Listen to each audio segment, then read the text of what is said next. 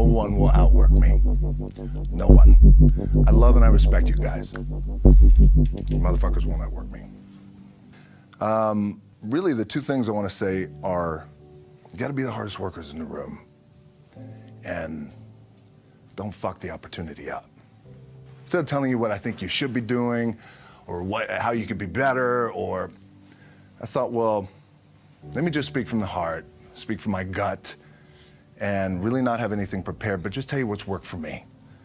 And maybe some of the stuff that's worked for me might work for you now, currently, presently, as you guys have your goals and ambitions. The first thing I would just want to say is, this idea and this notion that you could be anything you want, you can accomplish anything you want, right? We hear that, you've heard that. You can win an NBA championship, MVP of the league, you could become president, you could become governor, you could be in entertainment, you could do Charles, and you could do Shaq, you could do that, you could do whatever you want to do.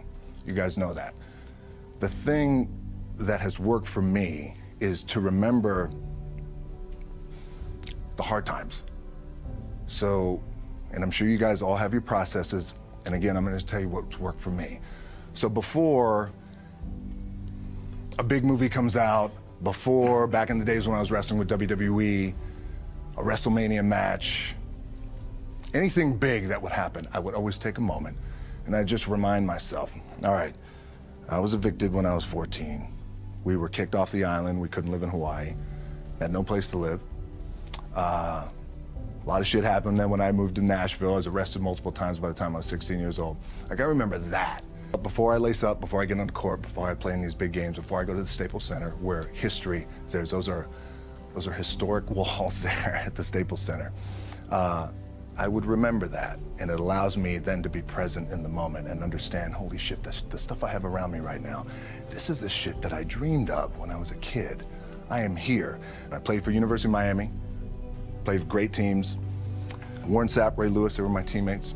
They were balling. Warren Sapp was playing tight end that time. I was starting defensive tackle. Yeah, they moved him over to D-line. And he looked at me, he's like, yo, dude, I'm gonna take your spot. And I said, you ain't taking my fucking spot. He said, I'm gonna take your spot. I said, no, you ain't. We battled, and he took my spot. Now you can imagine how that fucked with me, because there goes my opportunity. He went in, switched to defensive tackle, lit the world on fire. Well, what that did, it crushed me, it crushed my dreams. I had a piss poor senior year, zero production, no NFL, no combine invite, nothing. Finally went to the CFL, Calgary Stampeders, making $250 a week Canadian. Now, I had to send that shit home to my wife at that time. Had no money. So I remember that.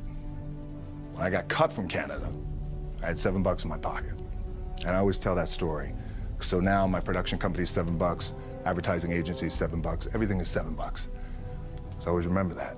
What helps me is to keep the hard times in the front of my mind, because it allows me to go into these big moments that I've worked my ass off, and you guys have worked your ass off. It allows me to go into these big moments with a different perspective. What it also does for me, and again, this is what works for me.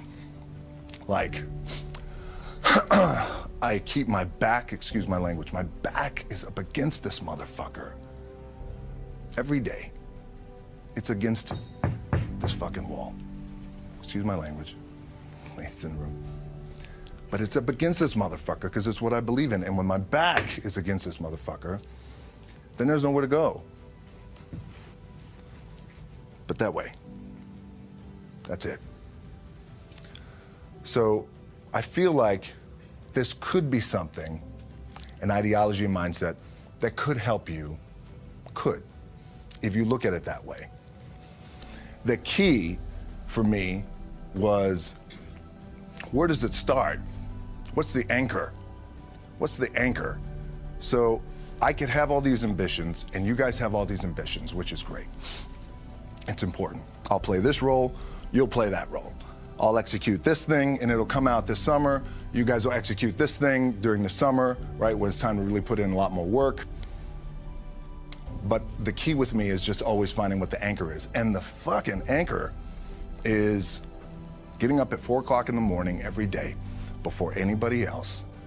And grounding my thought process is in the no one will outwork me. No one. I love and I respect you guys. You motherfuckers won't outwork me.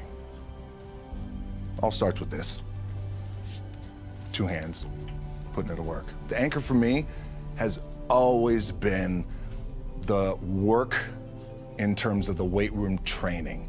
So when I first started wrestling, I was 6 years old, rolling on the mats with my dad. My old man, a lot of you guys will know this. Yeah, Rocky Johnson. My old man was Rocky Johnson. He was the first black WWF at that time. First black WWE tag team champions with Tony Atlas back in 1983. My uncles were the Wild Samoans. I come from a long line of pro wrestlers.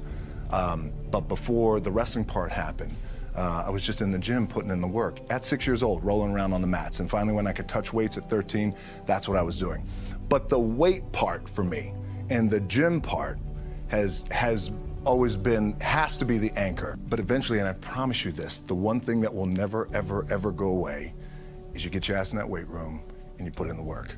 That's gonna happen when you're 30, 40, 50, 60, 70. That never goes away. You get on the court, you shoot some shots, but you're gonna wind up right back in the weight room, right? Right back in your spot. But when you make it, for me, I need this. I need this.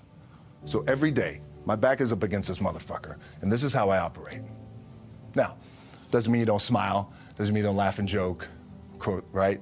You're happy, I'm a happy guy. But when it comes to business, and when it comes to executing, it's up against this. And I gotta go that way. And I don't give a fuck who is in front of me. They're not gonna stop me.